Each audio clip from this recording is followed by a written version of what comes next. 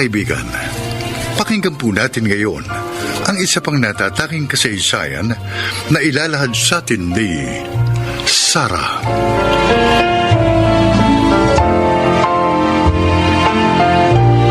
Marami ang nagsasabi na maganda akong babae. Katunayan, ligawin ako. Pero ako yung tipong conservative. Wala akong sinagot maliban sa isa, si Haskell. Gwapo, mabait, mapagmahal at hardworking. Pero dahil sa kahirapan, tutol sa kanya ang aking ina. At sa halip ay meron siyang lalaking nirereto sa akin. Ito ang naging takbo ng aming relasyon ni Haskell.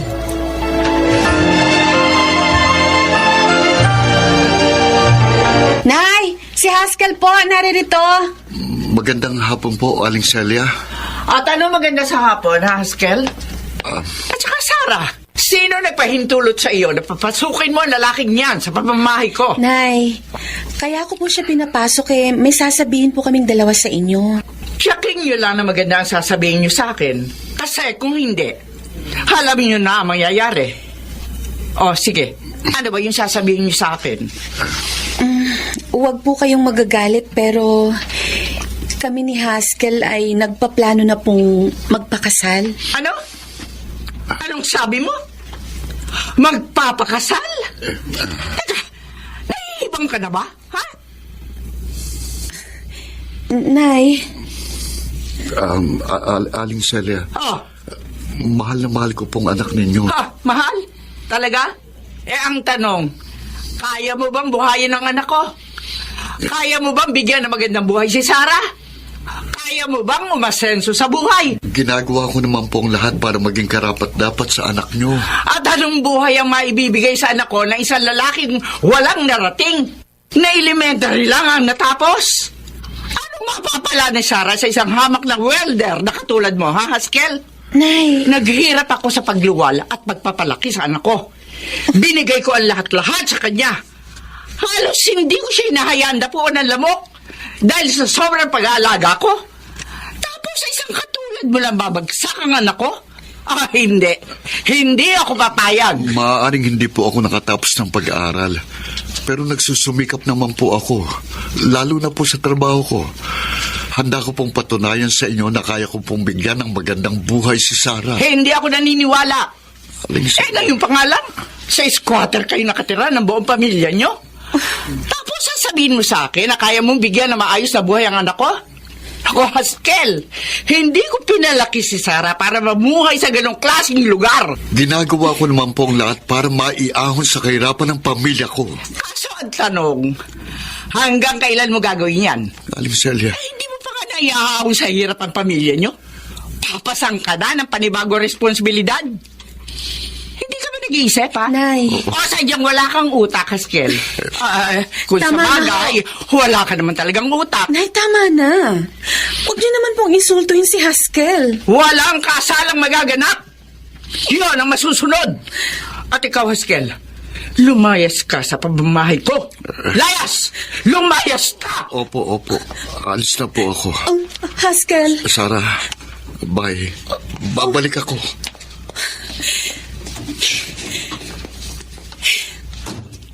Nay. Gumising ka nga sa katotohanan, Sarah. Wala kang mapapala sa lalaking yun. Aanin mo naman ng pagmamahal kung wala ka namang makain. Sarah, hindi kita pinalaking tanga. Basta hindi si Haskell ang lalaking gusto kong mapangasawa mo. At kanino niyo naman po ako ipapakasal? Kay Mark? Oo. Kasi si Mark ang makapagbibigay sa iyo ng isang magandang buhay. Bukod sa mahal na mahal ka ng lalaking yon, mas magiging mabuti siyang asawa sa iyo. Paano niyo naman po nasabi yun? Alam ko kung ano makabubuti sa iyo. Ina mo ko. Basta sa ayaw at sa gusto mo, si Mark ang pakakasalan mo.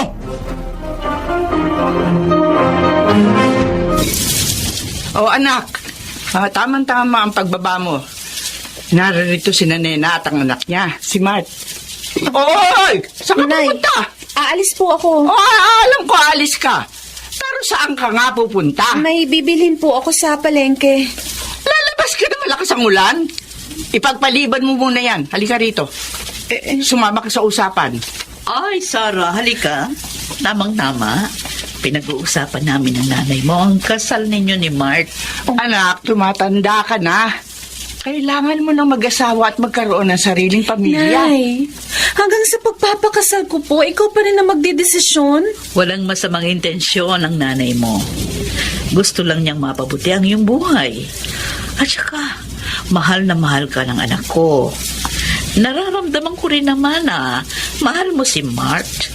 Kaya anong masama kung lumagay na kayo sa tahimik? Sarah, don't worry.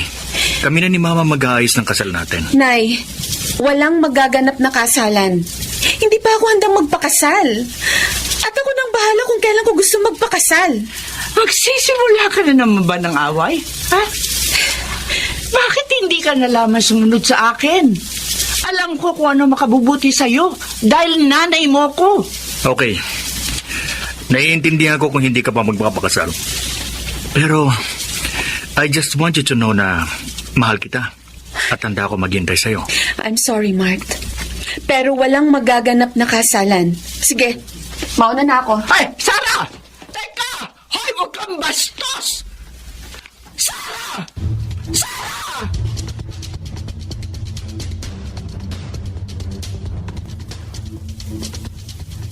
Sarah! Sarah! Si Haskell? Sandali lang! Hintayin mo ako! Haskell? Ang bilis mong maglakad ah. Grabe. Hiningal tuloy ako sa'yo. Saka tingnan mo, kahit na nakapayong ako, nabasa yung damit ko ng ulan. Dahil sa kabul sa'yo.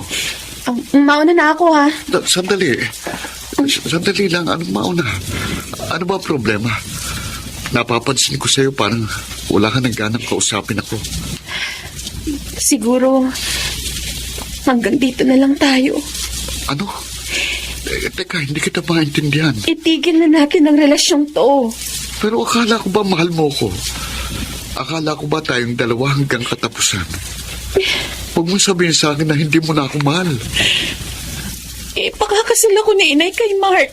Ano? At pumayag ka na pakasal sa lalaking yon? Sa totoo lang, ayoko maikasal sa taong hindi ko mahal. Oh, Pero kilala mo naman si inay, di ba? Hindi yung susuko. At ayokong kamuhian ako ni inay habang buhay. hindi naman sa lahat ng pagkakataon ay kailangan pagbigyan mong nanay mo. Isipin mo naman ang sarili mo. Mabubuhay ka lang ba nang dahil sa nanay mo? Patawad, Haskell. Kung ganon, makikipag-break ka na sa akin eh. Oo.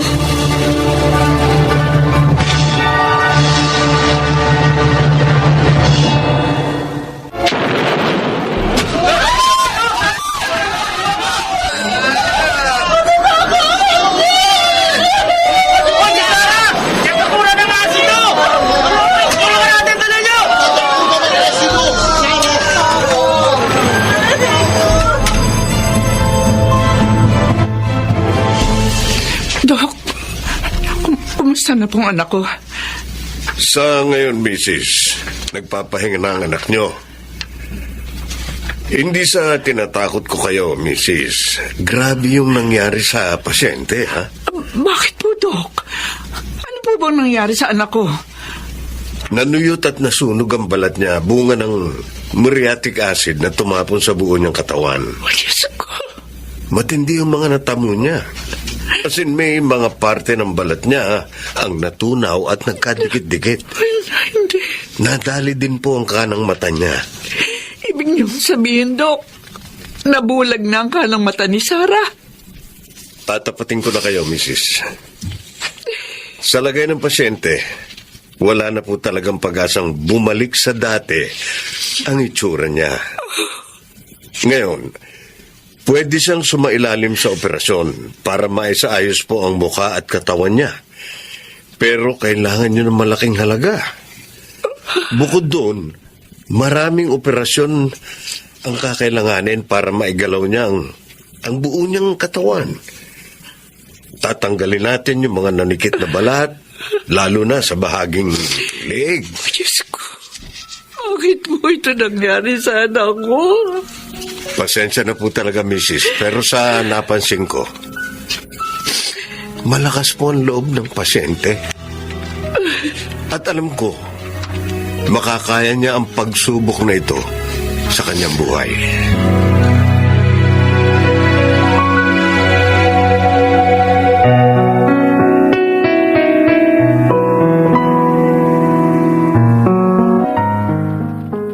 Celia, naririto kami ni Mark para dalawin si Sarah.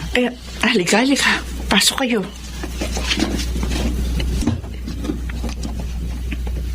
Tita Nena, Mart, Oh, buti na padalaw kayo. Sarah, bakit nagkaganyan ka? Anong nangyari sa'yo? Na-aksidente si Sarah sa pinagtatrabahuhan niya. Natapunan ng muriatic acid ang buo niyang katawan. Buti na nga lang, nabuhay siya. anong sabi ng doktor tungkol dun sa nasunog na balat niya? Sa pagkakaalam ko, malabo nang bumalik ang dati niyang itsura dahil natapunan ng asido. Oo, Nena. Malabo nang bumalik sa dati niyang itsura ang anak ko. Ano, Mart? Mamahalin mo pa rin ba ako? Kahit ganito ng itsura ko.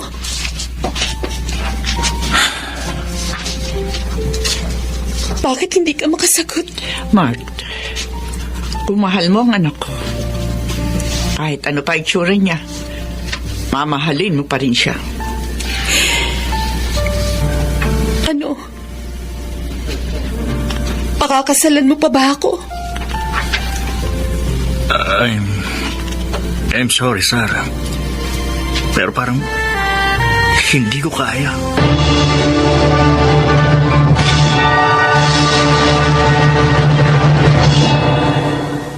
Oh, Sarah, anak. Ayang ka na naman.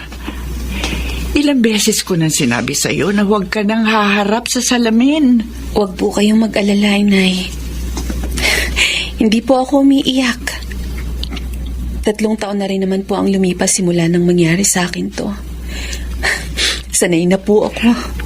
Anak, namimiss ko na yung dating ikaw. Yung bang Sarah na makulit, pilya, mapagbiro at masayahin. Sana kahit na maraming pagsubok na dumating sa buhay mo, bumalik na yung dati mong sikla. Ay, oo nga pala, anak. Nagpadala na naman uli sa Haskell ang sulat sa iyo. Galing pa yan ng Dubai. Bilib na ako doon sa lalaking yun. Akalain mong nakapagtrabaho siya sa ibang bansa. Sa laki ng sweldo niya, naaahonan niya ang pamilya niya sa hirap. Kayo lang naman po ang hindi bilib sa kakayahan niya. Aaminin ko. Nagkamali ako ng panghusga sa kanya. Pinagsisisihan ko na yun, Sarah. Ito na nga pala yung sulat, Ilagay niyo na lang po yan sa loob ng drawer ko. Oo, sige. Teka. Bakit hindi mo binabasa itong mga sulat sa iyo ni Haskell? Para ano pa, Nay? Titigil din yan si Haskell sa pagsulat sa akin kapag nakita niya tong kalunos-lunos na itsura ko. Ano ka ba? Alam mo ba, anak, sobra na nag-aalala sa iyo si Haskell. Hindi mo sinasagot yung mga sulat niya sa iyo, tapos kapag tumatawag siya, hindi mo rin siya kinakausap. Anak, sinabi ko na kay Haskell ang tungkol sa nangyari sa iyo. Pinadala ko pa nga sa kanya yung mga latest pictures mo. Ha? Inay naman! Bakit niyo naman po ginawa yun? Sarah, mahal ka pa rin ni Haskell. Kahit na iba na ang itsura mo. At yun ang tunay na pagmamahal. O ngayon, anak, huwag mo namang ipagkait sa sarili mo na maging masaya. Alam ko deep inside, mahal mo pa rin ang lalaking yun. Ayoko mahirapan siya ng dahil lang sa akin. Kaya nagdesisyon po akong kalimutan na lang siya, Inay. Maraming babae dyan ang mas deserving sa puso niya kesa sa akin. Isipin niyo, Nay, anong mapapala niya sa isang katulad ko na mukhang halimaw? Ay, naku naman anak. Pero sa pag-ibig naman, hindi basihan ang itsura. At sa kaso ni Haskell, mahal ka pa rin niya kahit na ganyan pa ang itsura mo.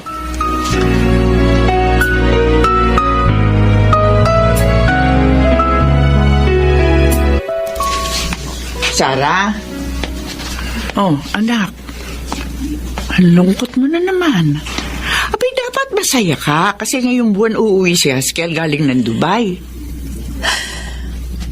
Miss ko na po siya. Gusto ko na po siyang makasama, Nay. Oh, eto oh. May dumating na naman sulat si Haskell. Oh, sige na, basahin mo na. Bakit ba kayo nagmamadali, Nay? Malugod na iniimbitahan namin kayo sa pag-iisang dibdib ni na Haskell Estares at Sarah Gumibaw. Nay, ano to? Ano, Sarah? Handa ka na bang pakasal sa akin? Oh my God! Haskell! Sorpresa ka ba? Mahal? Akala ko next week ka pa uuwi. Pinlano namin ng nanay mo na surpresahin kita sa pag-uwi ko. Ano? Pakakasal ka na ba sa akin? Haskell! Naghihintay ako ng kasagutan mo. Ano? Ako? Mamahalin mo? Nagpapatawa ka ba? Hindi mo ba nakikita? Ang pangit ko! Sarah. Pangit ako! Mapapahiya ka lang kapag akong pinakasalan mo. Wala akong pakialam sa sasabihin ng iba. Kahit pa sabihin nila na pangit ka, wala akong pakialam. Para sa akin, ikaw pa rin ang pinakamaganda. Alam mo ba, nang makita ko yung mga litrato mo, na-realize kong walang nagbago sa pagmamahal ko sa'yo. Ikaw pa rin ang babaeng minahal ko noon. Hanggang ngayon, ikaw pa rin ang mahal ko, maging anuman ang itsura mo. Haskell! Ngayon, sagutin mo ko. Tinatanggap mo ba ako bilang asawa mo? Oo. Oo, Haskell. Tinatanggap ko.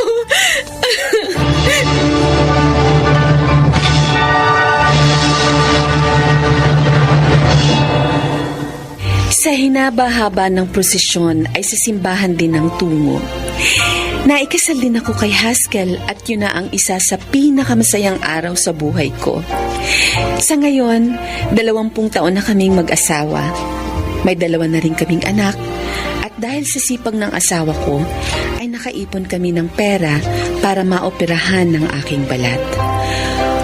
Oo, iba na ang itsura ko ngayon.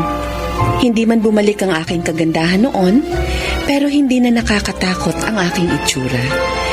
Salamat sa Panginoon, wala na akong mahihiling pa.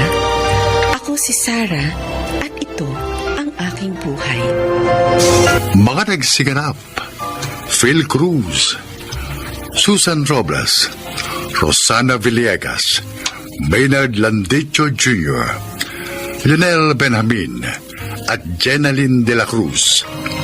Naglapat ng angkop na tunog, Jenny Mutia, sa musika ni Buboy Salonga. Supervisyong teknikal, Eric Lucero at Bong Boyar. Creative Consultant, Phil Cruz. Production Assistant, Anching Cruz. Ito'y mula sa panulat ni Krishna Senga. Sa direksyon, Salvador M. Royales. Ito ang aking buhay.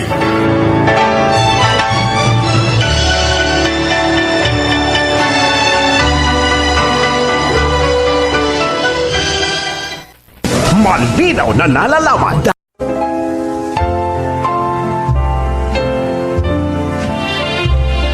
Mga kaibigan, sa araw na ito, inyong maririnig ang natatanging kasaysayan na ilalakad ni Monami. Isa akong masayahing tao. Bata pa lang ako, ay marami nang natutuwa sa akin. 13 years old ako nang iwan kami ng aking stepfather at pumunta sa ibang bansa, sa Saudi Arabia, para magtrabaho. 15 anyos ako nang nakilala ng mga magulang ko si Abdul, isang Muslim. Lingid noon sa aking kaalaman, nagkagusto na pala sa akin si Abdul. Kaya kung ano-ano regalo at suhol ang ibinibigay niya sa aking mga magulang, lalo na sa aking ina.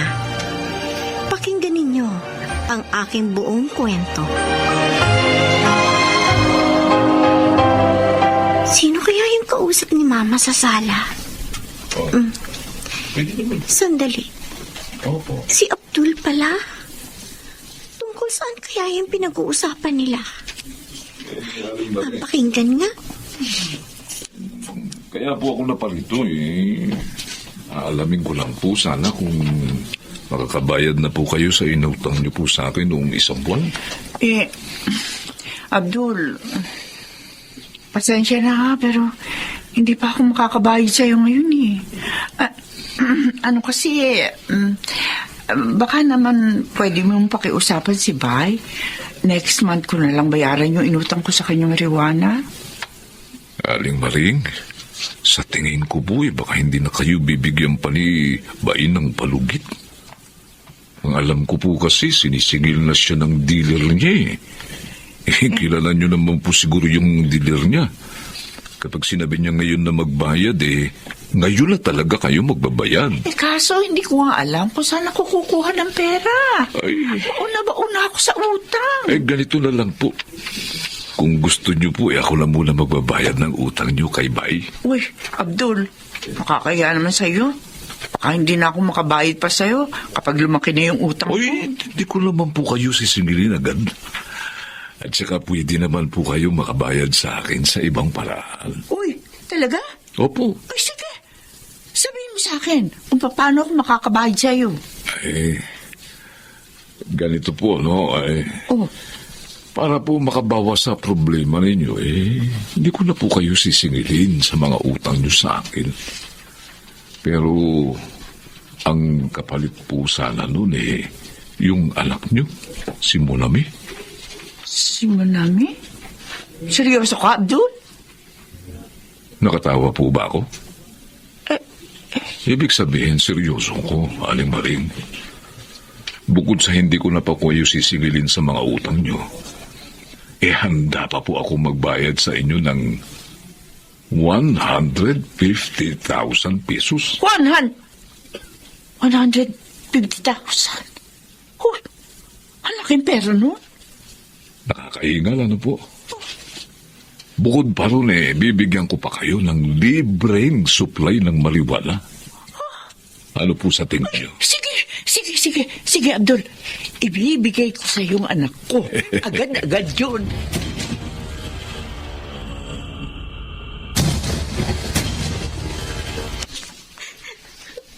Ano?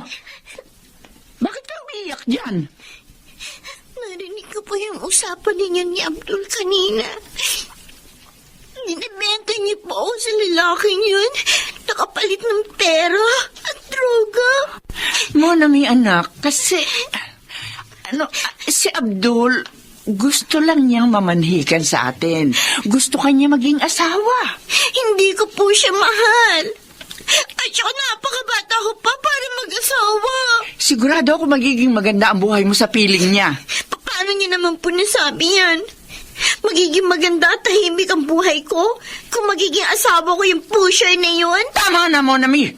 Manahimik ka na dyan. Alam ko kung ano mas makabubuti sa'yo. Kaya huwag ka nang pumalag pa. Naintindihan mo? Di ba yun sa akin? Makakabuti lang sa inyo. Manaman nasaan na yung konsensya nyo? Hindi ko pa mahal si Abdul. Kaya hindi pa ako magpapakasal sa kanya. Suwail ka talagang bata ko. Kahit na tumutol ka pa, Monami, Wala kang magagawa kapag ako na nagdesisyon. Dahil anak lamang kita.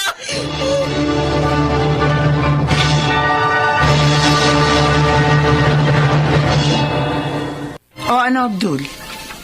Kumusta na yung anak ko na asawa mo na ngayon? Palagi po kami nag-aaway. Gusto niya umalis ng bahay ko. Hindi ko pinayagan. Kaya kinandado ko na lang sa bahay imbis na masaktan ko na lang siya. Matigas talaga yung ulo ng batang yun eh. Pagpasensyahan mo na lang, ha? Siya nga pala. Dala mo na ba yung pinangako mo sa akin? Opo. Ito po, yan. Ilan? 5 sasi yan. Oh, ayos! Next week ko na lang babayaran to, ha? Basta magbayad kayo sa takdang oras na para hindi na tayo nabubulilyaso kay Bay. Dapat to, huwag na kayo magmariwan na mahal yan sige po, uwi na lang ako para magawa nyo na yung gusto nyo.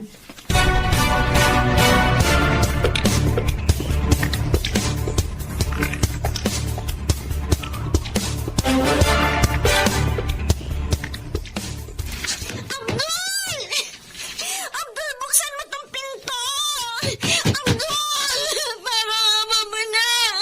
Palabasin mo na ako dito! Abdul! Naririnig mo ba ako?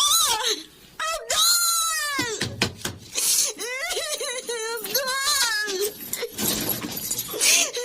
Hindi ka ba tatahimik, ha? Pakiusap naman, oh. Palabasin mo na ako dito. Hindi ko na kaya. Natatakot na ako. Pakiusap, Abdul. Kung ayaw ko, may magagawa ka ba? Maawa ka naman sa akin. Pakiusap. Huwag mo na akong ikulong dito.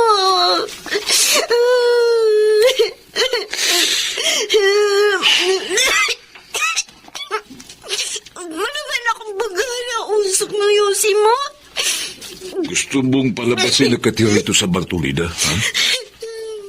Alam mo naman, madali ako kausap Palalabasin kita, kahit anong oras. Pero sa isang kondisyon, ha? Sige, sige. Ano ba yun? Gagawin ko lahat ng sasabihin mo. Palapasin mo lang ako dito. Hindi, sige. Paligayahin mo ako ulit ngayong gabi. Pero Abdul... Ano piro-piro? Party-arte ka pa dyan Asawa naman kita Dapat nga ibigay mo sa akin yung katawan mo nang hindi na pumapalag. Palag ka pa na palag Ha? Abdul, yun ang ginagawa mo. Nagtatanong ka pa? Nakikita mo naman naguhubad na ako, di ba? Lumayo ka. Hindi kita mahal. Hindi. Ang ingay mo, ang dami mong dami mong reklamo Tama, lumayo ka sa akin. Tama, tumahimik. Lumayo ka. Ha? Ha? Gusto mo ba, ha? Lumayo ka sa akin. Magubad ka na Abdul, wag. Pag sinabi kong hubad. Ayaw mo, ha? Please, ako na maghuhubad sa'yo. Ha? Hindi ko mamahalin ng isang halimaw na tulad mo. Ang ganun, ha? O, pues, ito. O, ito. Magtikman mo ito. Sarap ba ang paso na sigarilyo, ha? Magmamatigas ka pa sa akin? Mas gusto mong pinapaso na ng sigarilyo buong katawan mo, ha? Yan, ha? Mas gusto mo pa kasi pinapaso ka ng sigarilyo? Ha? Naku, Bunami. Kahit na puro pasana ang mukha at puro paso ng sigarilyo mga braso mo. Ha? Maganda ka pa rin. Ha? Naku. Paligayahin mo ko ngayon. Paligayahin mo ko. Huy!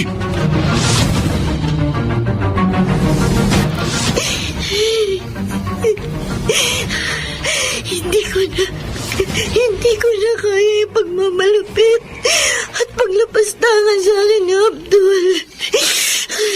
Ay, Diyos ko, tulungan niyo po ako makaalis.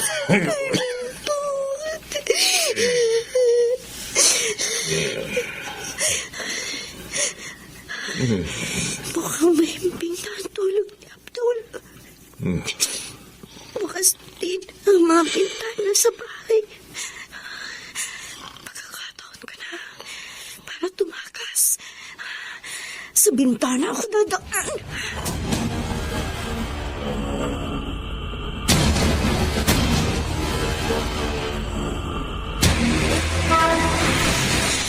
Diyos ko, ano po bang gagawin ko?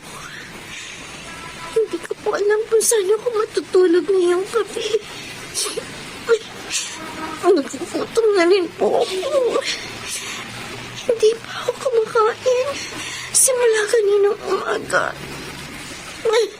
Diyos ko, tulungan niyo naman po ako. Iha? May nintay ka? Ate, ano po eh? Wala po. Wala ka bang mauwian? Wala po. Taga saan ka ba? Taga Pampanga po. Ang layo mo pa pala. Wala ka bang kamag-anak o kakilala dito sa Marikina? Marikina na po ito. Oo. 3 araw na po kasi ako naglalakad. Minsan sumasabit po ako sa jeep at sa bus. Pagod na nga po ako. Halata nga sa itsura mo. Mabalik tayo doon sa tanong ko kanina, no? May kamag-anak ka ba dito sa Marikina? Wala po. Lahat po sila nasa Pampanga. Ang totoo po niyan, tumakas lang po ako sa asawa ko. Pinagmamalupitan po kasi ako ng asawa ko. Nakahanap lang po ako ng tiyempo para tumakas. Pagod na po kasi ako sa pananakit niya sa akin eh. Ganun ba? Halika. Sumama ka sa akin doon sa opisina. Nandun din ang aking mister. Ipakikilala kita sa kanya. Ano po huwag kang mag-alala. Mabubuti kaming tao. Kami ng asawa ko ang may-ari ng gasolinahan na ito. Halika na. Kumain ka muna at mukhang gutom na gutom ka. Pagkatapos, magpahinga ka na. Salamat po.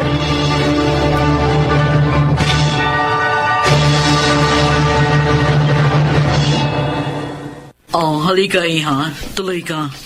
Salamat po, ate.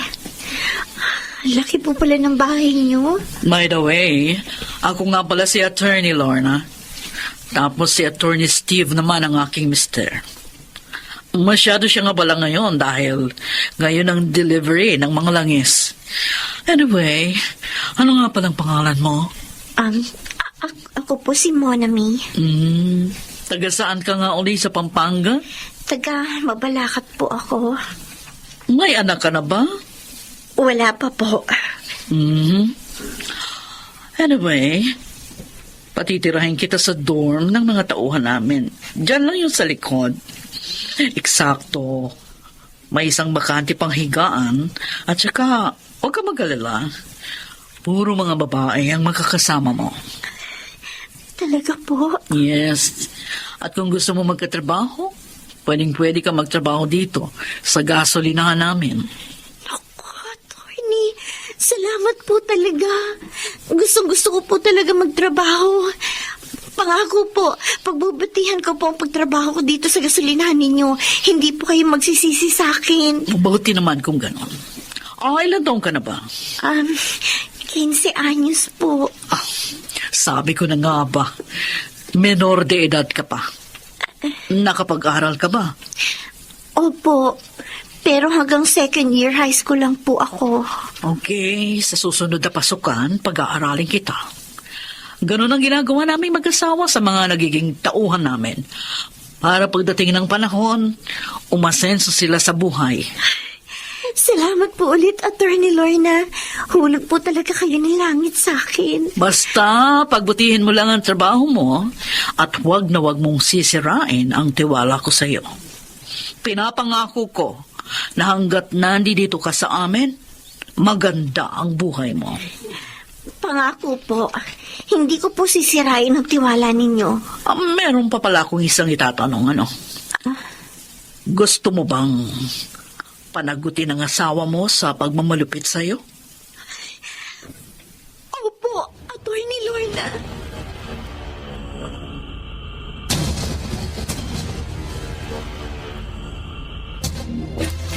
Tinakasan ka ng anak ko? Oo! Bakit mo hinayaan?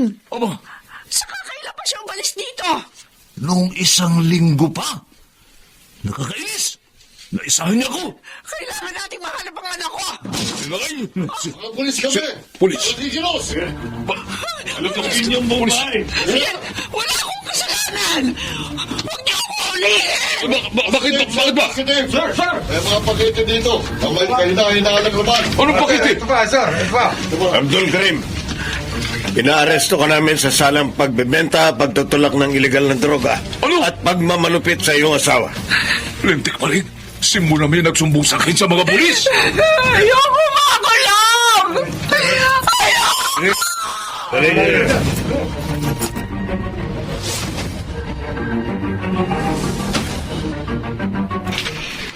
Ma'am Lorna, ano pong balita?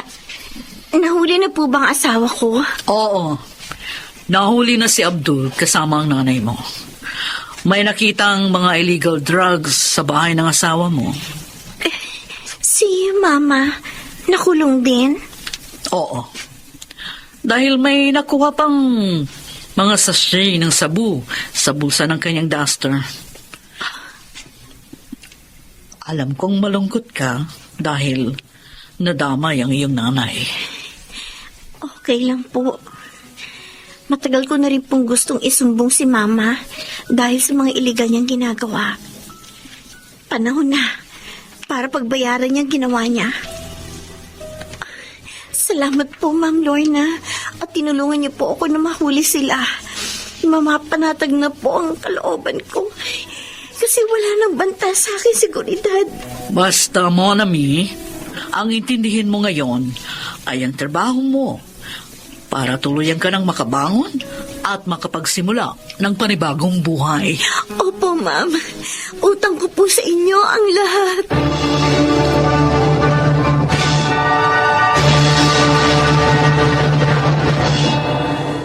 Tuluyan na akong nakapagbagong buhay. Masaya po ako sa aking trabaho kina Attorney Lorna. Parang kapamilya na rin po ang tuling nila sa akin. Nag-aaral na rin po ako at kasalukuyang nasa grade 10.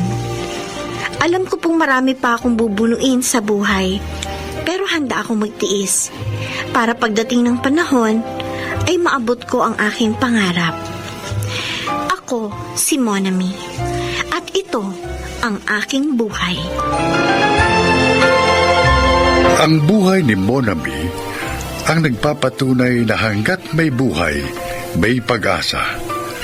Masakit man ang iyong mga pinagdaanan, darating din ang panahon na matatapos din ang lahat at ikaw ay makababangon. Mga nagsiganap, June Martin Legaspi, Susan Robles, Rosana Villegas, Junel Benjamin, at Chiquit del Carmen Amor sa papel na Monami. Naglapat ng angkop na tunog Jerry Mutia sa musika ni Buboy Salonga, supervisyong teknikal Eric Lucero at Bong Muyar, creative consultant Phil Cruz, production assistant Anching Cruz. Ito'y mula sa panulat ni Krishna Senga, sa direksyon Salvador M. Royales. Ito ang aking buhay.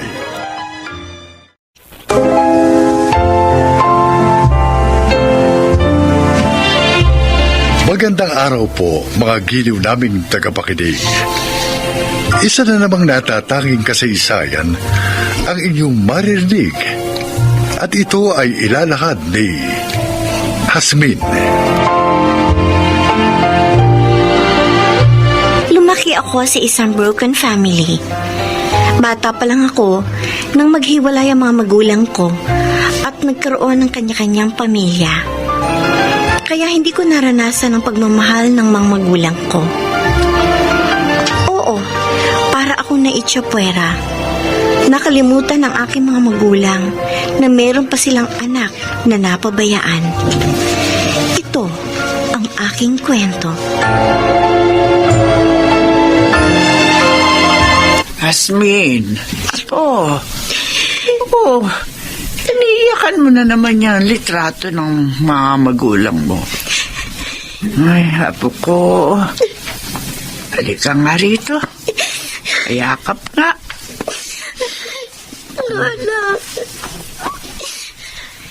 Wala na po ba talagang pag-asa na mabuo yung pamilya namin? Asmin, hindi ko alam kung paano ko sasabihin ito. Pero kailangan natin tanggapin na hindi na mabubuo pang muli ang pamilya nyo. May kanya-kanya ng kinakasama ang mga magulang mo. Masaya na sila sa buhay nila. Pero Lola, paano na po ako? Paano na po kami ni Emil? Nandito pa naman kami ng lolo mo Nagmamahal kami sa inyo. Isipin nyo na kami ang mga magulang nyo. Lola, tinutokso po ako ng eskwela ang pinapasukan ko. Kaya siya galing daw ako sa sirang pamilya. Naiinggit din po ako sa mga kaklase ko na may buong pamilya. Kapag may parent-teacher meetings, ako, walang magulang na makapunta. Ay, sige, apo. Sa susunod, dadalo na kami ng lolo mo kapag mayroong meeting ulit ng mga magulang sa eskwelahan nyo. Hindi lang kasi kami nakadalo kasi nirarayuman kami ng lolo mo. Pasensya ka na sana, apo, ha? Oo, huwag ka na magtampo sa amin. Hindi naman po ako nagtatampo sa inyo ni Lolo. Pero apo, masaya ka ba naman sa piling namin? Opo. Pero kasi Lola, gusto ko rin pong maranasan na mahalin ng sarili magulang.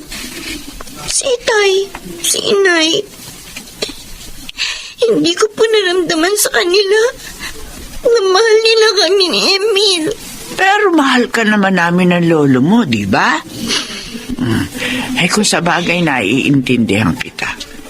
Iba pa rin ang pagmamahal na nagmumula sa sarili mong mga magulang.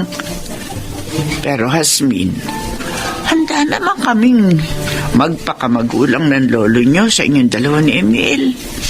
Sisikapin namin pantayan ang pagmamahal na gusto nyo maranasan sa inyong mga magulang.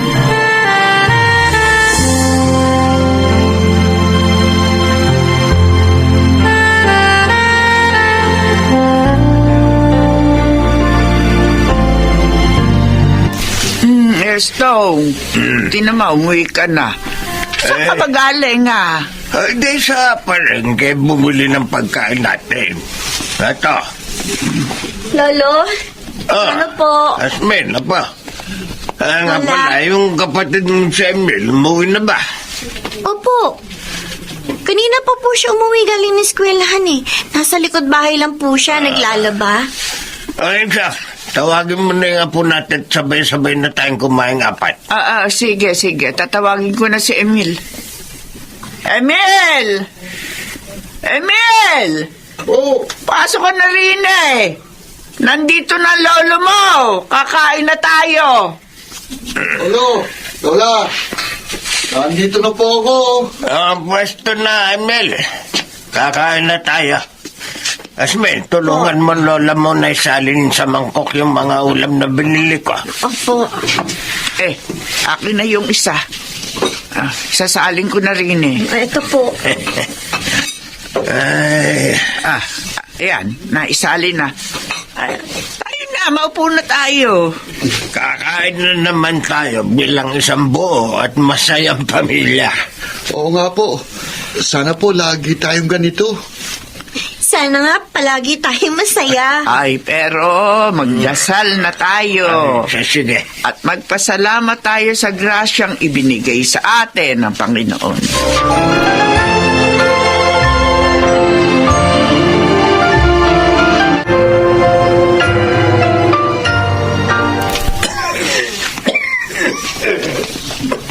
Lolo? Lolo, nandito na po ako. May dala po akong basang bimpo. Punasan ko na kayo, Lo, ha? Salamat na po. Ay, Taas ko nga rin pong lagnat ninyo, ah. Huwag po kayo mag-alala. Bumili na po ng gamot si Emil sa butika. Bababa din po yung lagnat ninyo kapag nakainom na kayo ng gamot. ang lola mo, nasaan na? Estong! Oh, ere na yung pagkain mo. Nagluto ako ng lugaw para sa'yo. Ay, salamat, Tinsya. Estong, magpagaling ka naman kasi. Magpalakas ka. Abay, huwag mong isipin na may sakit ka. Huwag kang mag-alala at ginagawa ko naman ang lahat para lumakas ako. Nga pa, magkano na lang ang natitira natin pera dyan? Ay, wala na eh. Ubus na. Pasensya na lang. Hindi bale. Kapag gumaling na ako, hahanap tayo ng paraan para makapagdilhin siya ng pera. Tutulong po kami ni Emil sa inyo. Kung magtitinda po kami sa kalye para lang magkaroon po tayo ng pera, gagawin po namin yun. Isa, Oh, hindi na pumapasok sa eskwelahan si Asmil. Bakit? ay, Apo, siya nga pala. May sasabihin ako sa iyo. Ano po yun, Lola? Apo, pasensya ka na ha. Pero baka tumigil ka muna sa pag-aaral sa susunod na pasukan. Ba? Hindi na namin kasi kaya ng lolo mo yung gastos. At saka mas kailangan tayo ng lolo mo. Titigil lang apo ko sa pag-aaral. Hindi pwede. Okay na po yan sa akin, Lolo. Naiintindihan ko naman po ang kalagayan natin. Sa ngayon, marami po tayong gastusin. Hindi na po talaga kayang masustentuhan pang pag-aaral namin ni Emil. Sigurado ka pa? Paano na ang pangarap mo? Sigurado na po ako, Lolo. Ha? Maniwala po kayo. Ayos lang po sa akin na huminto muna sa pag-aaral.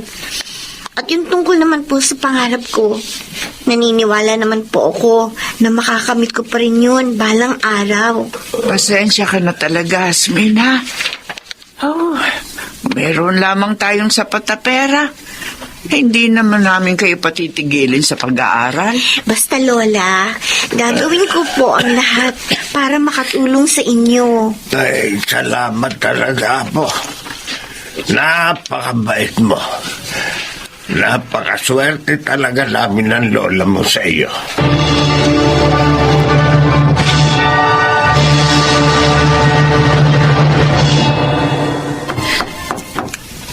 May tao sa labas. Asmin, pwede bang ikaw na magbukas ng pinto, Apo? Sige po, Lola.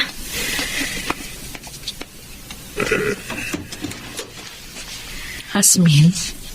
Inay?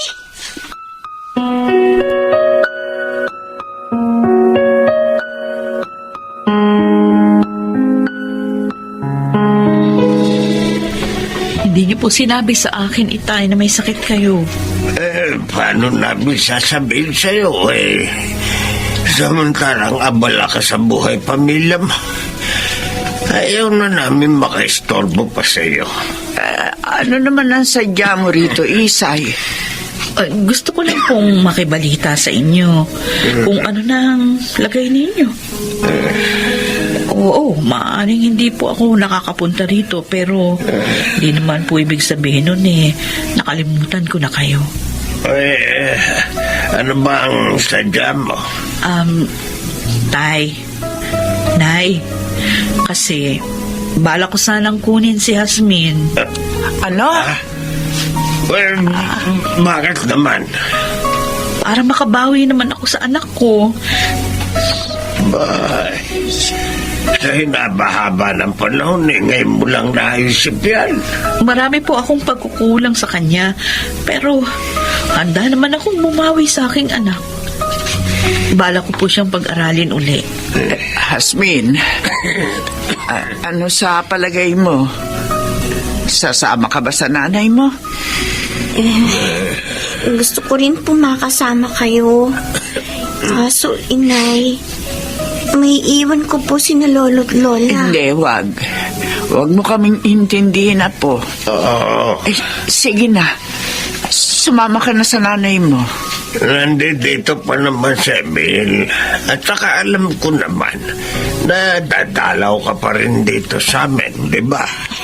Opo, lolo. Dadalaw pa rin po ako sa inyo dito. Hindi ko po kaya makakalimutan. Kaya samantalahin mo na ang pagkakataon, apo. Abutin mo na ang mga pangarap mo.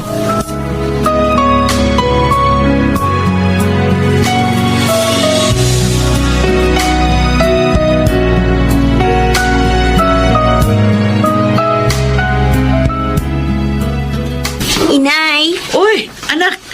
Aba, ang aga mo ngayon ah. Maaga po kami pinauwi sa eskwelahan eh. Ay, siya nga po pala. Sa darating na Sabado na po pala yung bigay ng report card namin. Pupunta po ba kayo? Oo naman, pupunta ako. Sasama kong Tito Berhelmo. Inay, si Lola, hindi pa po ba siya tumatawag hanggang ngayon? Hindi pa. Baka abala sila nung kapatid mo sa probinsya. Ang totoo po kasi, Nay, para akong kinakabahan. Simula pa kaninang umaga. Bakit naman? Nagre-ring yung telepono natin. Inay, ako na pong sasagot. Baka po sina Lola na yan. Sige. Hello? Hasmin, Apo. Lola? Bakit po kayong umiiyak? Ano pong nangyari? Lolo mo. Wala na siya, Apo. Patay na lolo mo. Ano po?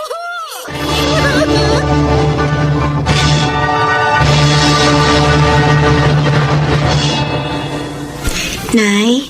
Anak. Halika rito. Tulungan mo ako magsusi. Marunong ka ba nito? Opo. Pero, Inay, kaya po ako lumapit sa inyo. Kasi gusto ko po kayong kausapin. Tungkol saan? Bala ko sanang maghanap ng trabaho. Para makapagpadala po ako ng pera kina Lola sa probinsya. Paano yung pag-aaral mo? Bala ko po sanang tumigil muna sa pag-aaral. Para makapaghanap po ako ng trabaho mapapasukan. Sigurado ka? Paano na yung mga pangarap mo? Yung mga pangarap ko naman sa buhay mananatili pa rin po yun sa akin habang buhay. Pero sina Lola, hindi po habang buhay. Pakakasama natin sila. Gusto ko po siyang tulungan hanggat nabubuhay pa po siya. Alam ko na kailangan nila ng tulong ko. At kahit man lang po sa maliit na paraan makatulong ako sa kanila. Di ako na lang yung magpapadala sa lola mo. Bakit ka patitigil sa pag-aaral? Ang tanong po, papayag po ba si Tito Verhel sa gagawin ninyo? Oo nga po, maaaring pumayag siya. Pero makakaistorbo lang po yun sa inyo, Nay. Aminin po natin, may iba na po kayong pamilya. Ako, si Lola at saka si Emil ang pamilya ko. Halos buong buhay ko po sila lang ang nakakasama ko. Maraming sinakripisyo sa akin si Lola para lang mabuhay kaming magkapatid. Panahon naman po siguro na ibalik ko ang utang na loob sa kanya, Nay. Gusto ko po na ako mismong tumulong sa pamilya ko. Alam mo anak, napakaswerte ng lola mo sa iyo. Meron siyang apo na katulad mo. Nakukonsensya tuloy ako dahil ikaw yung gumagawa ng tungkulin ko. Wala akong magagawa. Maasa lang din ako sa aking asawa. Sige anak. Good luck. Ipagdarasal kita palagi bago ako matulog na sana makahanap ka ng maganda at maayos na trabaho.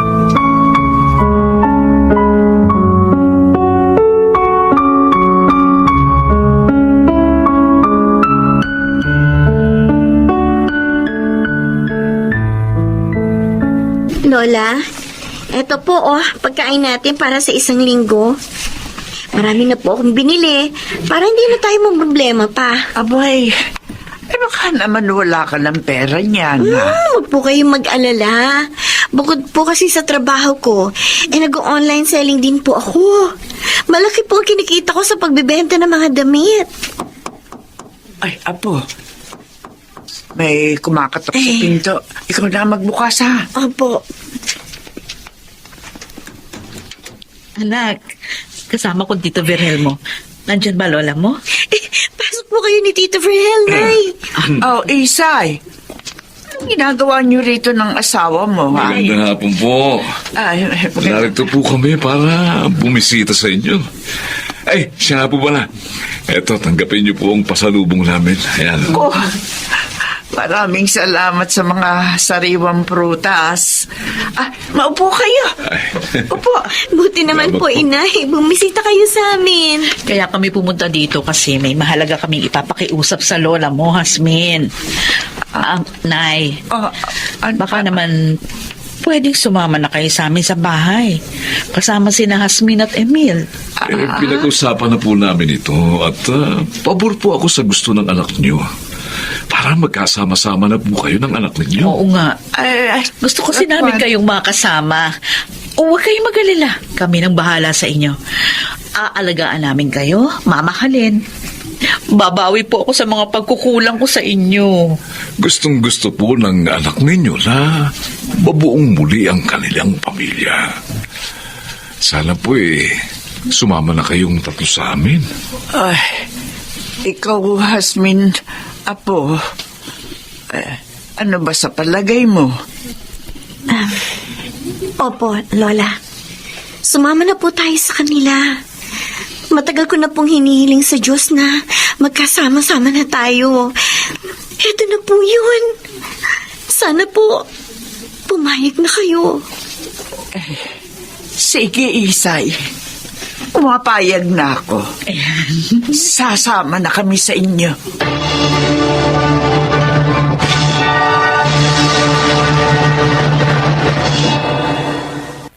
At nabuo na rin sa wakas ang aming pamilya.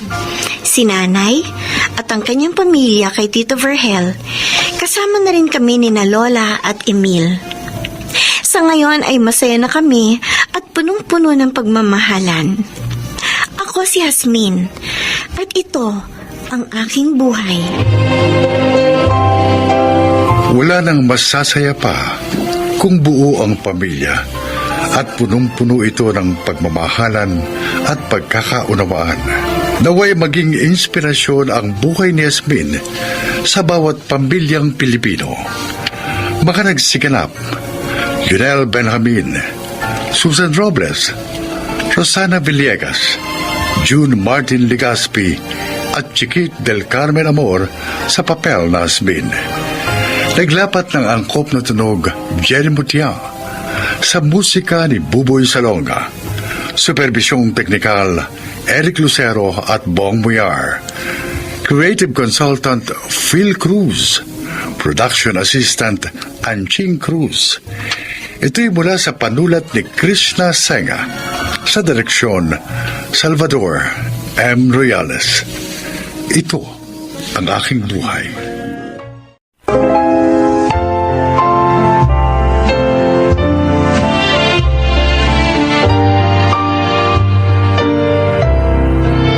Mga kaibigan, pakinggan po natin ngayon ang isa pang natatanging kasaysayan na ilalahad sa atin ni Eldon.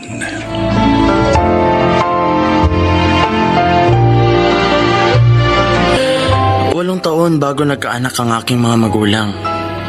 Akala nila hindi na sila magkakaanak pa. Kaya naman laking tuwa nila nang isilang ako. Lalong naragdagan yon ng ipanganak ni inay si Lara. At dahil sa pagsisikap ng aming mga magulang, naibigay nila sa amin ng maayos na buhay. Pakinggan po ninyo ang aking paglalahad.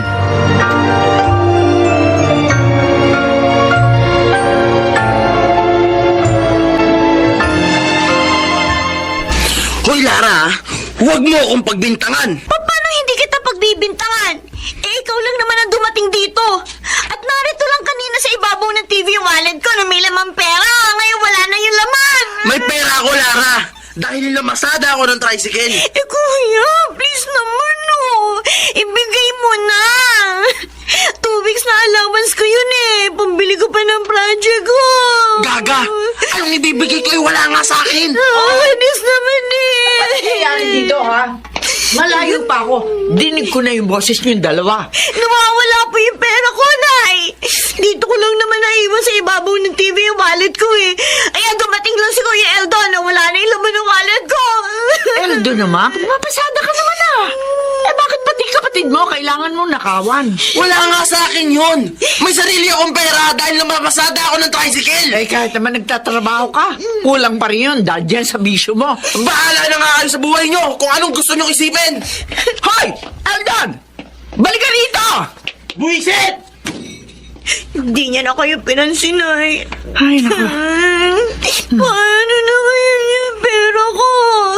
2 weeks kong baon yan eh. Pambili ko pa ng project. Siya, ako na ang bahala, Lara. Pero huwag mo na ito sabihin sa tatay mo, ha? Baka mamaya, ma-high blood na naman yun.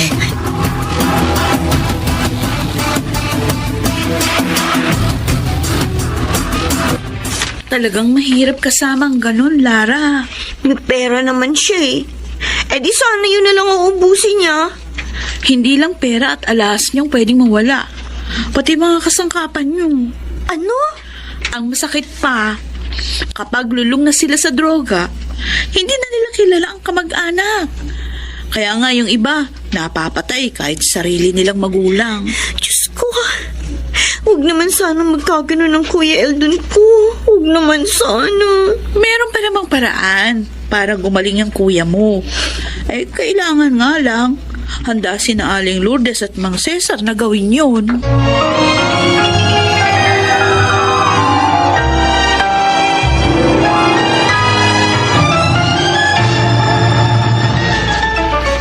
Lourdes, nakita ko sa labas ang bunso natin. Sabi niya, dumating si Eldon. Nasaan siya? Ayun, natutulog. Magaling. 2 araw siya nawala. Ngayon basta na lang uuwi at matutulog. Nasaan yung boundary ng tricycle? Eh, ubus na raw eh. Ba't talaga namang... Hindi pwedeng ganyan, Lourdes. Sobra na siya. Dahil sa bisyo niya, pati kabuhayan natin, winawaldas niya. Kailangan iparehab na natin ang lalaking yan. Binanggit ko na sa kanya ang tungkol doon. Pero ayaw niya, Cesar. Tatakas daw siya kapag pinilit natin siya.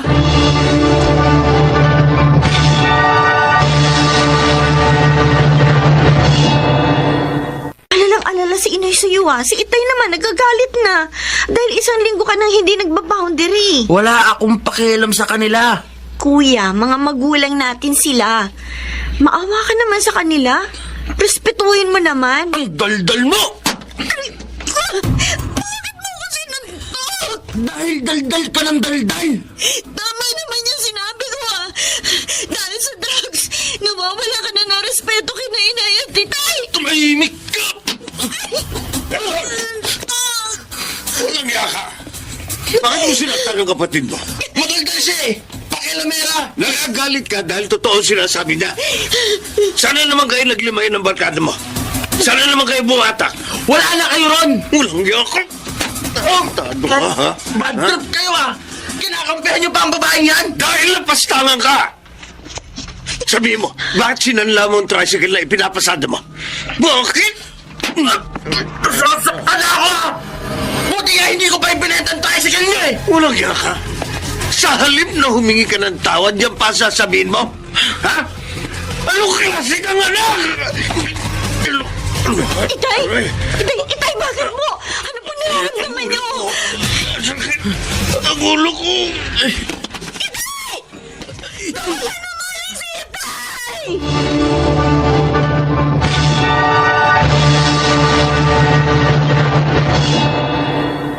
Inay, kumusta na po si Itay? Ano po sabi ng doktor? Lara, nasa panganib ang itay mo. Ipanalangin natin siya para maligtasan niya pagkaka-stroke niya. Diyos ko! Inay! Inay, kumusta na po si Itay? Inay, si Kuya po. Anong ginagawa mo rito? Inay, gusto ko po malaman ang kalagayan ni Itay. Kasalanan mo! Kaya nasa panganib ngayon ang buhay ng tatay mo! Kasalanan mo! Sorry po. Sumail ka! Hindi naman kami nagkulang sa'yo. Pero ano ang ginanti mo? Ang sakta ng damdamin namin. Patawad po, Inay. Lumayas ka dito. Lumayas ka! Hindi ka namin kailangan! Inay, wag po. Lumayas!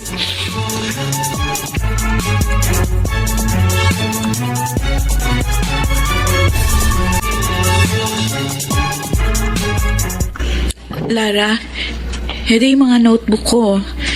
Kopyahin mo na lang dyan yung mga lecture natin para bukas ready ka sa test. Salamat, Ruby. Kumusta na si Mang Cesar? Ayun, naiuwi na namin siya kahapon, Inay. Kaya nga hindi ako nakapasok eh. Kasi tinulungan ko si Inay. Ngayon naman, nagtinda siya ng kakanin para may dagdag na panggastos kami. Mabuti na lang. Nakahingi kayo ng tulong sa isang radio station, ano? Oo nga eh. Kaya nakaraos ang problema namin sa ospital.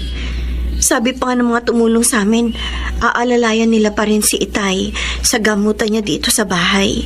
Mapalad pa rin kayo sa kabila ng lahat. Tama ka. Kaya nga nagpapasalamat pa rin ako sa Diyos.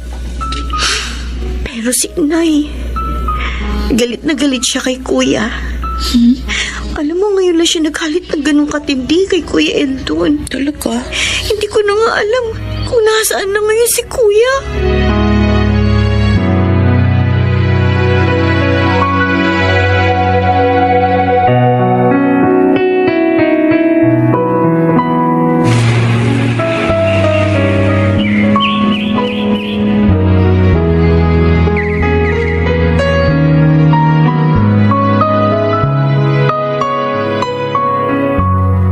Aldon, mahigit 2 taong ka rin nawala. Halos hindi kita nakilala, pare.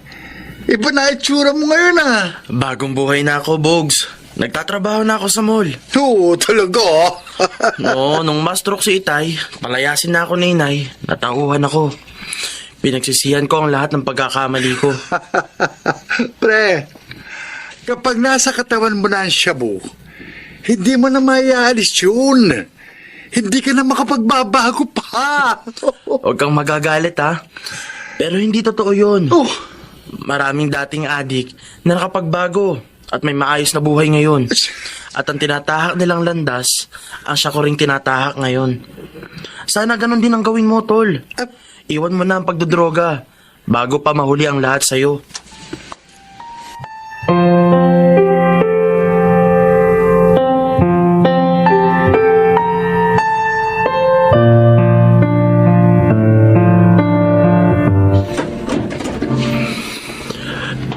Inay, Eldon?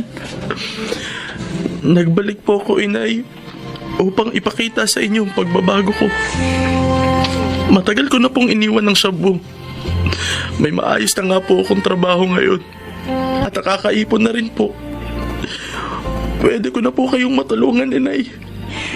Hindi namin kailangan ng tulong mo. Suwail ka! Umalis ka rito.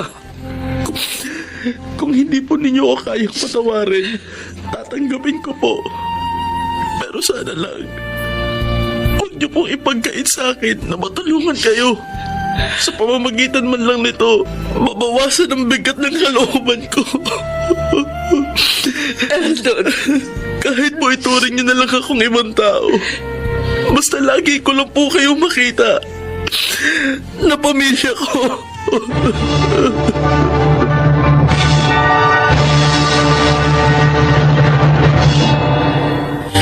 Mahirap ang malulong sa bawal na gamot. Kaya sana, huwag na itong subukan pa ng mga tagapakinig. Sa awa ng Diyos, napatawad din ako ng aking pamilya, lalo na ni Inay. Sana po ay kinapulutan ninyo ng aral ang aking inilahad. Ako po si Eldon, dating adik, at ito ang aking buhay. Marag Siganap, Susan Robles, Yunel Benamin, Chiquit del Carmen Amor, Bobby Cruz, Phil Cruz, at Angelo Alcantara. Naglapat ng angkop na tunog Jerry Mutia. Sa musika ni Boboy Salonga. Supervisyong teknikal Eric Lucero at Bong Muyara. Creative Consultant Phil Cruz. Production Assistant Anching Cruz. Ito'y mula sa panulat ni Telma Corporal Alcantara at sa direksyon ni Salvador M. Royales. Ito ang aking buhay.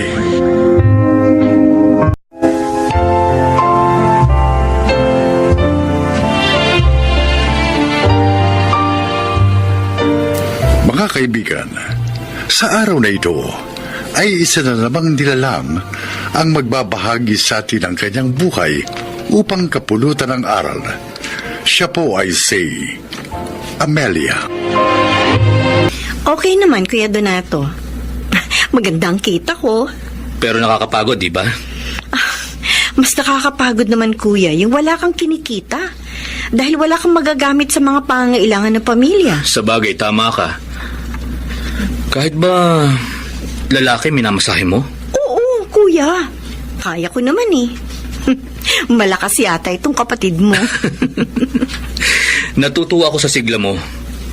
Ngayon, tanggap mo na ang pagpanaw ng asawa mo. Kailangan maging matatag para sa aking 3 mga anak.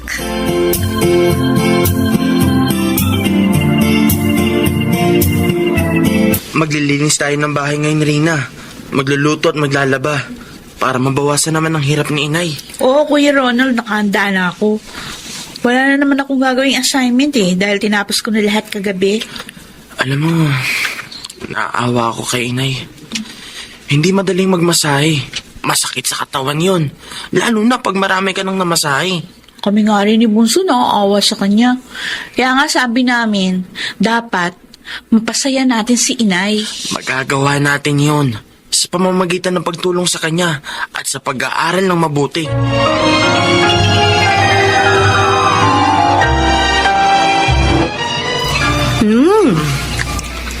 Ang sarap nito sinigang na isda Okay ang timpla mo, Rina. Nagustuhan ni Inay. Dami niyo nga nakain, Nay. Nagutom kasi ako ng gusto. 3 kasi yung minasahe ko. Oo. Hindi pa ba kayo pinamerienda doon, Inay? Niinom nga ng tubig, wala, anak. Hoy. Diretso masahe. Sobra naman. Hindi bali na. Binayaran naman nila ako ayon sa usapan namin. Pero sana, kahit inumin man lang, nagbigay po sila. Iba-iba ang ugali ng mga customer, anak. Hindi pwedeng hanapin mo sa isa yung generous mong customer. Kaya ako, lagi kong inihahanda ang sarili ko sa ganun. Maging ang katawan ko. Basta ang mahalaga, may magagastos tayo sa mga pangangailangan natin.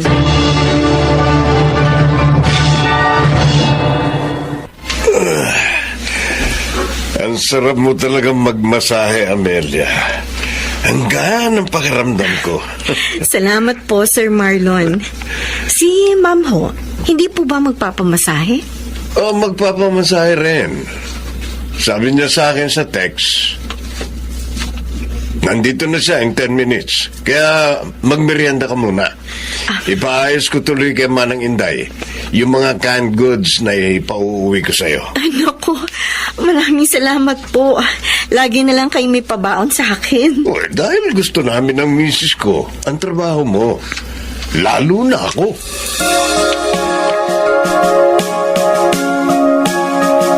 Pasensya ka na, Amelia, ha? Napaghintay kita ng matagal. Nasiraan ka sa yung sasakyan namin. Okay lang po yun, Ma'am Armida. Ang mabuti pa, maghapunan ka muna habang naliligo ako. Naku, nakakahiya naman po, Ma'am. Ako nga nahihiya sa iyo eh. 1 oras mo na ako hinihintay. Kaya kumain ka na muna. Para pagdating mo sa inyo, matutulog ka na lang. Ay, may nag-text sa akin. Jack, customer yan. Mahusay ka kasing masahista. Ang galing niyo manghula, Ma'am. Customer nga po. Si Sir Marlon. Magpapamasahe daw po siya bukas. Wala talaga akong maipinta sa masahe mo. Ang sarap. Salamat po, Sir Marlon. Masarap ng magmasahe. Maganda pa. Sir, ang kamay ko po. Tayong dalawa lang naman ang narito sa kwarto, Amelia. Kaya kahit ano magagawa natin. Ano bang ibig niyong sabihin? Alam mo kung anong gusto ko. Huwag kang mag-alala. Gagawin kong triple ibabayad ko sa'yo. Basta pumayag ka lang sa gusto ko. Hindi kita pababayaan. Pwede ba? Huwag mo ako akbayan. Kung iniisip mo makukumbinsi mo ko sa kahalayan mo, nagkakamali ka. Trabaho malinis ang gusto ko. Yung boses mo. Baka marinig ka ng katulong namin. Akala ko pa naman mabait kayo. Yung pala, may iba kayong motibo. Busit na ito eh. Malis ka na. Malis!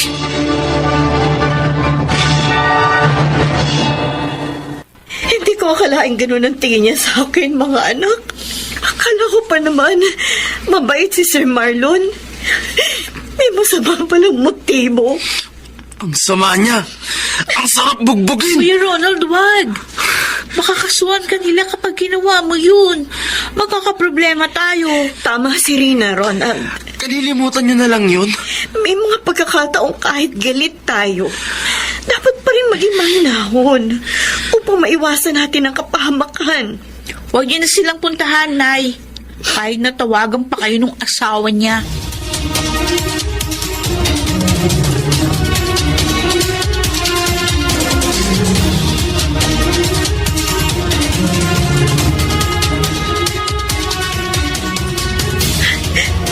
Siniraan niya ako sa asawa niya. Ho, bakit po kayo umiiyak? Ikaw pala, Rina. Wala. Masakit lang ang ulo ko. Nay, alam ko po hindi totoo yun. Kasi may kausap kayo sa cellphone nyo kanina. Tapos nun, umiyak na kayo.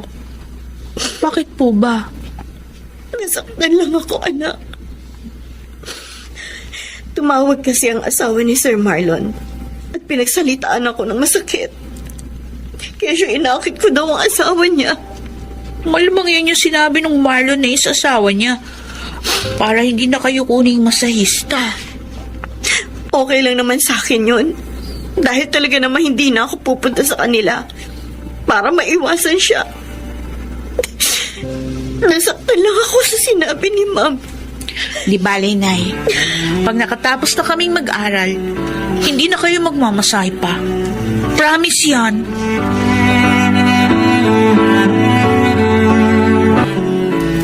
Yung pala ang dahilan kaya ka malungkot.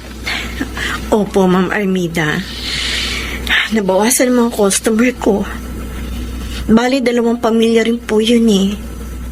Kasi nga mga bigay sila sa akin ni Sir Marlon. Tapos siniraan po ako ni Sir sa kanila. Kaya ayaw na nila akong kunin. Kalimutan mo na yun. Makakahanap ka rin na iba pang customer. Ang inaalala ko lang naman po ang pag-aaral ng 3 kong anak. Sa bagay na yan, matutulungan kita. Kaya huwag ka na mag-alala. Ma'am Armida? Sagutan namin ng asawa ko ang matrikula ng 2 mong anak. Talaga po, ma'am. Oo, sabi. Abay, nakakatulong nga kami sa hindi namin kilala ng personal. Lalo kang dapat namin tulungan. Dahil masahista ka namin. Kilala namin.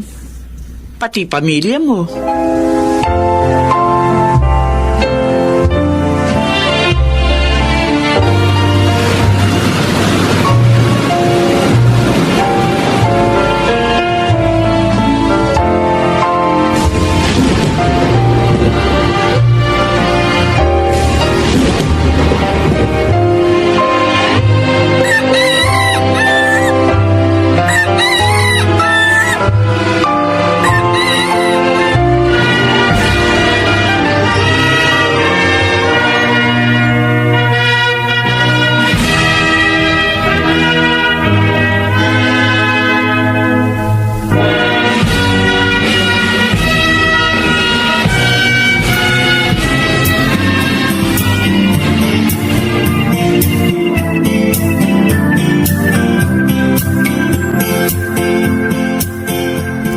Binabati ko kayo, Ronald. Rina, sa wakas, natapos din ninyo ang inyong kurso.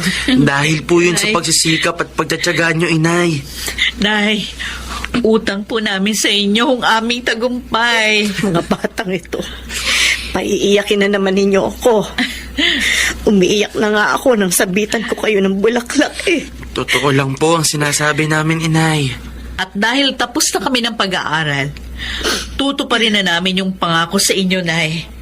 Hindi na kayo magmamasahe pa.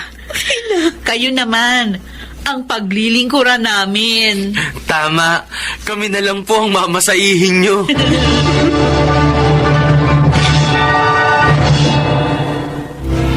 Napakasarap talaga ng pakiramdam ng isang ina na sa kabila ng kanyang kahirapan ay nagawa niyang mapagtapos sa kolehiyo ang kanyang mga anak.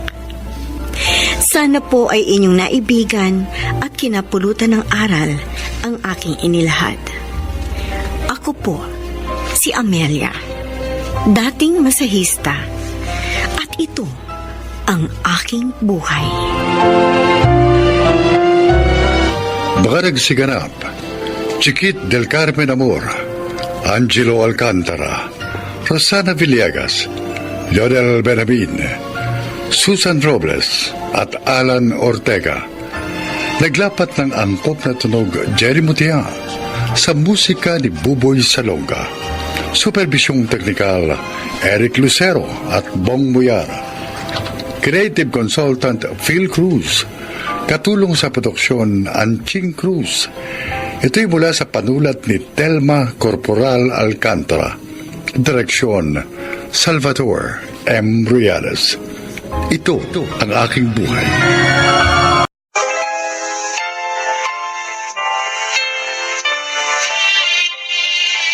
Tatlong anak ko, ngunit 2 na lamang ang nabubuhay. Dahil namatay sa isang aksidente ang pangalawa ko. Mula noon, naging overprotective na ako sa aking mga anak. At kung maaari lang, naikulong ko na lamang sila sa bahay para walang mangyaring masama sa kanila. Gagawin ko. Nasaan na po to si ate? Mag-aalas 11 na. Sabi niya alas 10 uuwi na siya. Ay, siya na siguro to. May bumato na sa bintana ko. Bubuksan ko. Uy, buksan mo na maayos sa bintana. Dali. Oo, sandali. Oh, kumapit ka sa kamay ko. Paolo? Si Mama. Ate, bilisan mo na pagkakyat sa bintana. Hindi nakalak ang pinto ng kwarto ko. Baka mahuli tayo ni Mama. Oo, sandali lang. Isang pa ako na lang nga. Hindi ko pa naabak eh. Sandali. Bilisan mo. Oh, dahan-dahan sa pagbaba. Baka marinig tayo. Paolo! Sige na, mag-ayos ka ng itsura mo. Ma, sandali lang oh.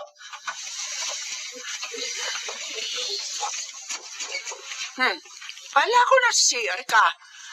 Bakit ang tagal mong binuksan yung pinto? May tinatapos kasi ako, Ma. Ang ate mo, wala sa kwarto niya. Umalis na naman ba? Nandito ako, ma. Oo, bakit nandito ka sa kwarto ni Paolo? Oh, tapos, hindi ka pa rin nagbibihis. Nakapanglakad ka pa. Pinag-usapan kasi kami ni Paulo. Nawili ako. Kaya hindi pa ako nagbibihis mula kanina nung pag-uwi ko. Oh, sige na, gabi na. Matulog na kayong dalawa. Hoy, Jane, magbihis ka na. Okay, ma.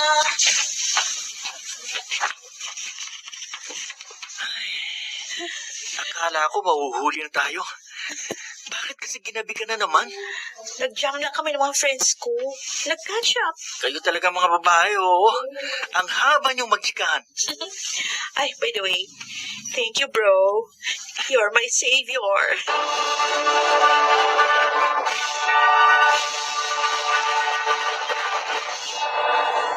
Sigurado ka bang hindi ka magta-try out? Sayang naman ito, Paolo.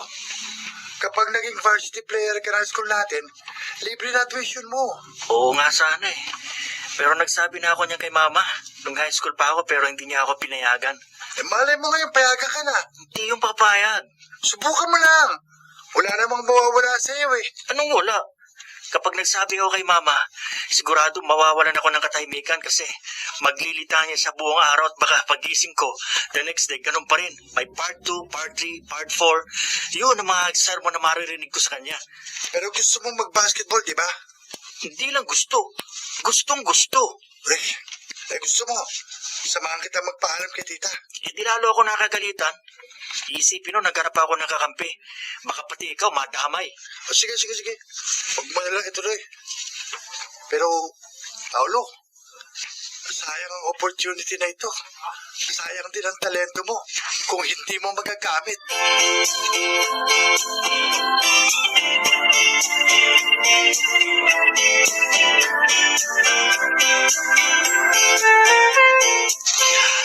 Maraming salamat dito sa dala mong leche plan, Irma. Ako, paborito to ng dalawang ko. Naku ate, ang daming umorder niya sa akin ngayon. Nag-deliver nga ako dyan sa katabi niyong bahay. Tapos sakto, may kinuha akong uniform ni Carl doon sa patahian. Malapit dito, kaya sabi ko, mabuti pang dumaan na rin ako dito sa inyo. Uniform ni Carl? Nagsisimula pa lang ang pasukan? Pinatahian mo na naman? Uniform sa varsity. Varsity yung panganay ko, hindi ba? Ay, oo nga pala.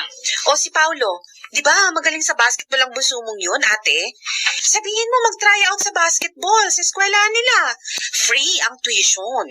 Nag-iisa na lamang yan na estudyante. At kaya ko yung pag-aralin. Hindi ko kailangan pasalihin niya sa varsity. Ay, grabe ka naman.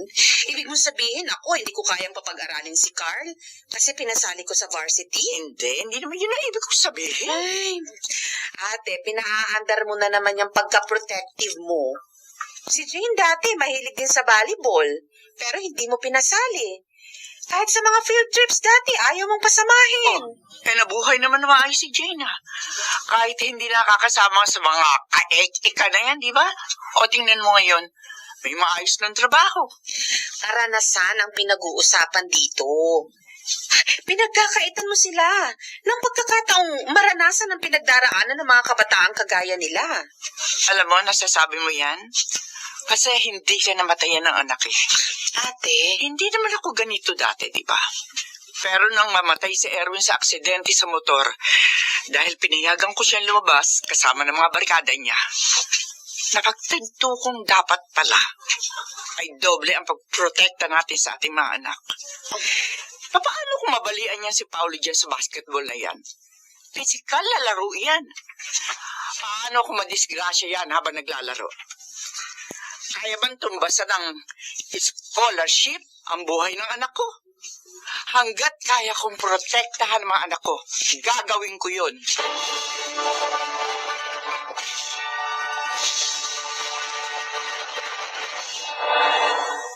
Paolo, mahirap yan sinasabi mo. Sige na, pa. Baka naman pakinggan ka ni mama. Ayoko sanang subukan kasi alam kong hindi papayag eh. Pero nung makita ko nag-practice si na Carl, pati si Jimboy na anak ni Tita Irma, naiingit talaga ako, pa. Gusto ko rin maglaro. Sige na naman, Tulungan niyo na ako magpaalam kay mama. Sumali ka na lang. Huwag ka na magpaalam sa kanya. Mabubuking pa rin niya ako. Paano kung may magkwento sa kanyang kakilala niya? Tsak, makakagalitan niya ako. Uy, makakagalitan ka lang. Pero at least, makakapaglaro ka. Pa naman? Totoo ang sinasabi ko. Itago mo na lang sa mama mo na player ka ng varsity.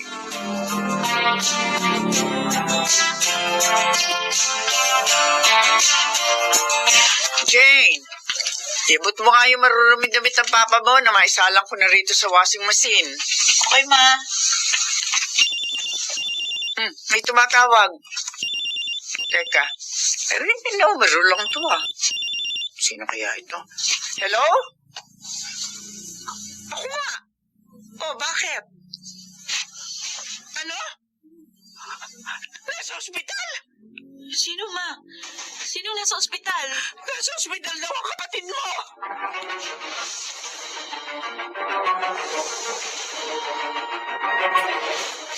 Hindi ba sinabi ko na sa'yo hindi ka pwedeng sumali sa mga ganyan laro? Tingnan mo ang nangyari sa'yo. Wala naman daw akong fracture, sabi ng doktor, kaya nakauwi ka. Ay, tumigil ka! Ano, gusto mo maging malala mo na yung injury mo? Bago mo maintindihan kung bakit hindi kita pinasasali sa mga ganyang pisikal na laro? Ha? At saka isa pa, paano mo nagawang magsinungaling sa akin, ha, Paulo? Alam ko naman kasing hindi ka papayag eh. Pero gusto ko talagang basketball. Sayang naman yung kayang ibigay sa akin ng Diyos kung hindi ko magagamit. Hindi ka maglalaro! Bukas na bukas din, pupunta ako sa eskwelahan nyo. Kakausapin ko yung mga guro mo. Ipo-pull out kita sa basketball team na yon. Marites, baka naman... Tumigil ka, Apollo. Naiintindihan ko ang mga sinasabi mo, pero hindi mo maaaring ikulong ang mga anak mo habang buhay. Kailangan nila lumabas sa comfort zone nila para matuto sa buhay. Hanggang nabubuhay ako, puprotektahan ko sila. Hindi na proteksyon ang ginagawa mo. Pinagkakaitan mo na silang mabuhay. Nasasabi mo yan dahil hindi ka isang ina. Walang katumbas ang sakit na mawala ng isang anak na dinala mo na siyam na buwan sa iyong sinapupunan. Inalagaan, pinalaki, di hindi pinadapuan sa langaw o kaya naman sa labo. Hindi lang ikaw ang nasaktan nang mawala si Erwin. Kahit hindi ako nagbuntis sa kanya, labis din ako nasaktan nang mawala siya. Pero hanggang doon na lang ang buhay niya. Kahit pa ikinulong mo siya noon sa bahay, mawawala pa rin siya sa atin dahil hanggang doon na lang ang oras na ipinahiram sa kanya ng Diyos. Sa ginagawa mo sa mga anak mo, para mo na rin silang pinapatay.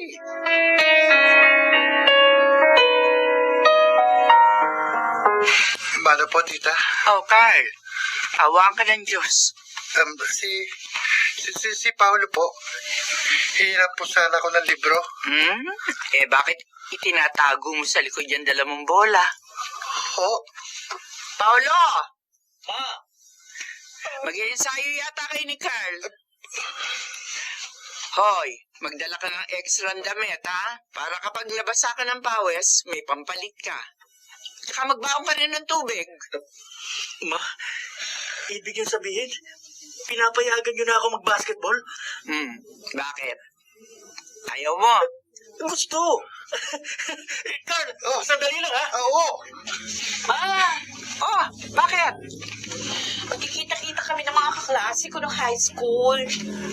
Basta huwag kang uuwi ng lasing. At talagang patutulugin kita sa labas ng bahay. Promises. Carl. Thank you, ma. Anong tinitingin-tingin mo? Ang bait niyo pala, tita. Pwede po bang magpaampon na lang ako sa inyo? Talaga ito.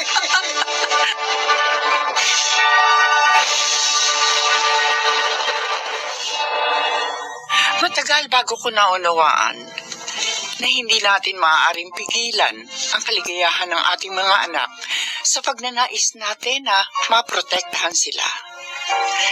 May mga karanasang hindi natin maaaring ipagkait sa kanila. Bagamat nag-aalala tayo sa kanilang kaligtasan, wala tayong ibang magagawa kung hindi ang manalig sa Diyos na siya ang mag-iingat sa ating mga anak. Ngayon, mas naging malapit kami sa isa't isa ng aking mga anak dahil mas nauunawaan ko na sila. Sa mga kapwa ko overprotective na ina, nawa po ay may natutunan kayo sa aking kwento. Ako si Marites, ang aking